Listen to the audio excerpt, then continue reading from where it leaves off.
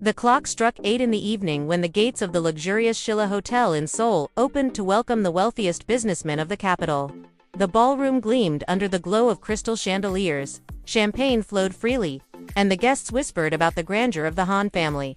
At the center of the main table, patriarch Han Bunchel raised his glass, joined by his wife, Lee Mi-kyung, and his favored daughter, Han Soo-min, who wore a sparkling red dress, as dazzling as the arrogant gaze she cast over everyone. Suddenly, the hall fell silent. The father cleared his throat and, with a proud smile, announced, "It is my honor to present to you the future heir of the Han Empire, my daughter, Han Soo." Applause erupted, glasses clinked, and the guests bowed in reverence. Soo-min smiled, savoring every second of the moment.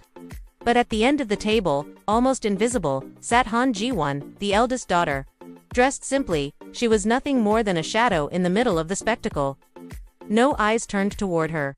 No applause was given to her existence. While everyone celebrated Soo-min, Ji-won felt her heart tighten. Her gaze dropped to the empty plate in front of her. And it was in that moment she realized. Her own family had turned its back on her. In exchange for money and power. The dinner went on with soft music, waiters carrying silver trays, and laughter echoing through the Shilla Hotel ballroom. But for Han Ji-won, every moment was an unbearable weight. Sitting in silence, she tried to make herself invisible, swallowing the pain of her own exclusion. Then her sister, Han Soo-min, decided to strike the first wound. Raising her glass of wine, she made sure to draw everyone's attention. "Take a good look at my sister Ji-won," she said with a venomous smile. She was never worthy of the Han name. And that's why I, not her, am the chosen one. Some guests laughed quietly. Others simply looked away, uncomfortable. But no one dared to defend her. Ji-won head bowed, fought to hold back the tears, threatening to fall. Suddenly, Soo-min stepped closer and, with a calculated gesture, let red wine spill onto her sister's simple dress. "Oops, looks like even destiny knows which of us is worth more." This time, the laughter was loud and cutting. Ji-won remained still, her hands trembling, her eyes fixed on the floor. Inside her, shame burned like fire. But behind the tears, a silent flame was beginning to rise. In that moment, before Seoul's elite, she was humiliated by her own family, never imagining that fate was preparing a twist that would make them all regret it. The night at the Shilla Hotel ended with applause and toasts. But for Han Ji-won, only the silence of shame remained. Back at the Han mansion in Itaewon, the atmosphere was no warmer than the grand ballroom.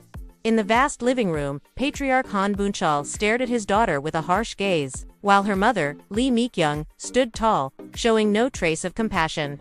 Soo-min watched with her arms crossed, a faint smile of triumph on her face. Byung-kil spoke with a cutting voice. "Ji-won, there is no longer a place for you in this family. It's time to be independent. If you can't support yourself, you are not worthy of the Han name." Ji-won froze, the words echoing like knives in her mind. She opened her mouth to protest, but was interrupted by her mother. "It's useless. The company, the future, everything belongs to Soo-min. You are nothing but dead weight." Gwon's heart shattered. She looked to her parents, searching for a sign of affection, but found only coldness. Soo-min stepped forward, and, with a mocking tone, added, "Leave-ni, there is no place for you here." That night, Ji-won not only lost her family, she also lost the right to exist in the world where she was born. The mansion door slammed shut behind her, sealing her abandonment. The door of the Han mansion in Itaewon slammed shut behind Han Ji-won. She stood still for a few seconds, a small suitcase in hand and her heart in pieces. A light rain began to fall over Seoul, as if the city itself reflected her sorrow. Ji-won walked through the busy streets of Myeongdong, where glowing shop windows displayed luxury and abundance. People hurried past, laughing, shopping, living. But no one noticed the young woman with a lost gaze, struggling to hold back her tears. With the little money she had left, she rented a small room in Hongdae, the bohemian district full of students and street artists. The contrast with the comfort of her old life was brutal.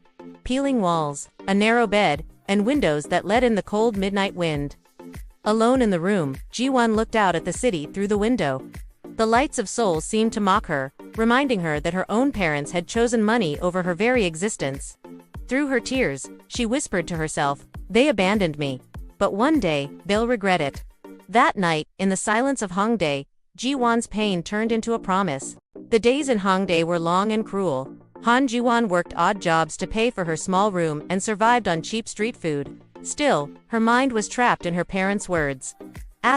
You are nothing but dead weight. One afternoon, trying to escape the pain, Ji-won stepped into a small cafe in Gangnam. The atmosphere was elegant, filled with businessmen discussing deals. She sat in a corner, holding a cheap coffee, lost in thought. Then a firm voice interrupted her solitude. Han Ji-won. She looked up, startled. Standing before her was Park Ji-hoon, the young CEO of a rising tech company, known in the news as a declared rival of the Han Empire. His gaze was serious, but there was no arrogance, only curiosity. I saw what happened at the dinner. And I know how cruel this city can be, Ji-hoon said, pulling out a chair. But maybe you're not as alone as you think. Ji-won tried to refuse, wary, but there was something in his voice, firm, direct, almost protective, that made her hesitate. For the first time since being rejected, someone looked at her not as dead weight, but as someone who still had worth. Over quiet sips of coffee, an unlikely connection was born. The rejected heiress and the enemy of the family that abandoned her. While Han Ji-won struggled in silence on the streets of Seoul, life at the Han Mansion in Itaewon moved at a very different pace, filled with parties, luxury, and excess. Patriarch Han Byung-chul was increasingly entangled in shady contracts with local politicians, seeking to expand the family empire beyond Seoul. In exchange for million-dollar bribes, he secured overpriced projects and monopolies that only grew his fortune. Her mother, Lee Mi-kyung, flaunted new jewelry every week, parading at high society events as if she were royalty. And Han Soo-min, the favored daughter, had become the golden princess of the elite. Magazine covers, social columns, invitations to fashion shows in Gangnam. At one of these events, Soo-min declared before the cameras, "My father taught me that money is the only thing that never betrays." The statement spread across the city, dividing opinions. For some, it was praise of the Han family's strength. For others, it was proof of their arrogance and coldness. Meanwhile, Ji-won from afar watched the news on the small TV in her Hongdae room. Images of her sister smiling with champagne glasses and luxurious dresses burned into her skin like iron. And in that brutal contrast, a family bathed in gold while she lived in the loneliness of poverty, Ji-won realized, it wasn't just rejection. It was greed. They had chosen money over her. Winter in Seoul arrived with cold nights and gray skies. Han Ji-won walked through the streets of Hongdae, trying to keep warm with a simple coat, when she received an unexpected call from Park Ji-hoon. They met at his office in Gangnam, a modern space filled with digital screens and vibrant energy. A total contrast to the austerity of the Han Mansion. Ji-hoon looked determined. He placed a folder on the table and looked straight into her eyes. "You deserve to know the truth about your family." With trembling hands, Ji-won opened the documents. They were bank records, secret contracts, and photographic evidence linking her father and sister, Han Soo-min, to corruption schemes and the embezzlement of public funds. "If these documents go public, the Hans won't be able to escape," Ji-hoon said firmly. Ji-won was in shock. Her heart raced, tears rolling down her face. Not only of sadness, but of outrage. For the first time, she held something more powerful than any humiliation. The truth. "They rejected me for money," Ji-won murmured, slamming the folder shut. Now money itself will be their downfall. In that moment, the weight of rejection gave way to a flame of determination.